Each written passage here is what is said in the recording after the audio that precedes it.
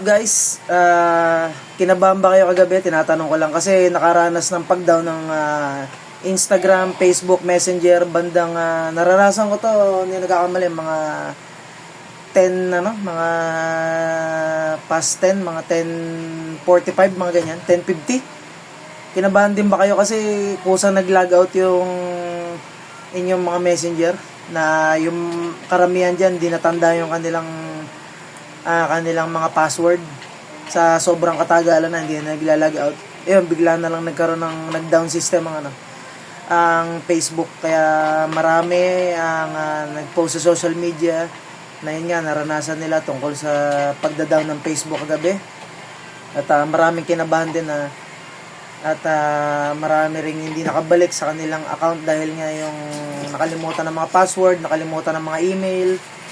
Yun, basta lang kayo, magpatulong lang kayo sa mga mahuhusay sa Facebook na mag-recover ng mga account nyo at sa mga Instagram nyo.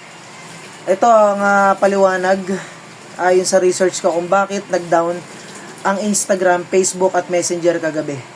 Naranasan ng malawakang outage ng Facebook, Messenger at Instagram kagabi, Hunyo 12, 2026. Ano to American time. Kasi nga ang Meta ay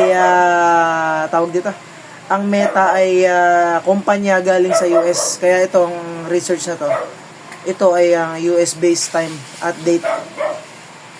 June 12 to sa Amerika, pero nangyari sa atin kagabi, June 13. Nagdulot ng biglaang pag-logout sa mga users, hindi pag-upload ng mga feeds at mga error sa messages app at website. Yun ang mga nangyari sa Instagram, Facebook at Messenger. Ayon sa opisyal na pahayag ng Meta, technical na issue, ito ay dahil sa hindi inaasahang technical issue na nakaapekto sa kanilang mga server at sa mga sistemang komunikasyon. Walang hacking. Nilinaw nila ng Meta na hindi ito dulot ng cyber attack o hacking. Naayos naman ito ng mga saglit lang naman, wala pa siguro isang oras, naayos din. Matapos ang ilang oras na aberya, unti-unting nagbalik sa normal ang serbisyo ng Meta sa Instagram, sa Facebook at sa Messenger. Kung nagkaroon ka pa ng problema sa paglalagin, maaari mong subukan ng mga sumusunod na paraan. I-clear ang cache at cookies ng iyong browser at app settings. Pangalawa, tiyaking updated ang iyong app sa pinakabagong version ng Google Play Store o sa App Store. Ibig sabihin, i-update nyo ang inyong Messenger, ang inyong Facebook, ang inyong Instagram para ma-recover nyo ang inyong mga account. Subukang i-restart ang telepono o inyong router, ang inyong wifi router.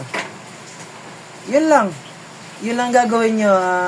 At kung hindi nyo talaga kayang ma-recover ang inyong Facebook, humingi kayo sa gabay ng mga professional, sa mga IT, sa mga galing sa computer, para ma-recover ang inyong mga Facebook account. Ako rin mismo, naka-experience ako. Medyo natagalan bago ko na-recover yung aking Messenger account. Kasi nga, nakalimutan ko na yung password ko, so sobrang tagal na rin. Nagsimula ako mag-Facebook, nasa 2011. Tinuruan lang akong gumawa nung katrabaho ko dati. Hello sa'yo, Brenda. Yung tumulong sa akin gumawa ng Facebook. Naalala ko lang, nung dati. Tayo pang dalawa yung, hindi ko pa alam yung mga profile na nag-picture tayo. Yung pa yung na-profile. Hello, Ate Brenda. God bless you. At isang magaling na salesman niya, nagturo sa akin, si Ate Brenda. Salesman ng mga sasakyan niya. Anyway, yun nga. Maraming kinabahan, maraming hindi pa nakakabalik. Siguro hanggang ngayon, hindi pa nakakabalik. Yun lang yung mga payo ko sa inyo. Ulitin ko yung payo natin.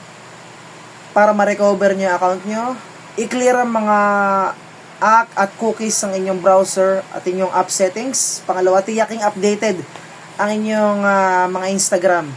Mag-update kayo sa inyong Google Play, inyong App Store, ng inyong Messenger, ng inyong Facebook, inyong Instagram. At subukang i-restart ang telepono. Patayin ito. At subukang i-restart din ang inyong mga router. Yun lang. At sana God bless you all sa buong mundo, ma-recover ang inyong mga account sa Messenger, Facebook, and Instagram. God bless you all. Peace out.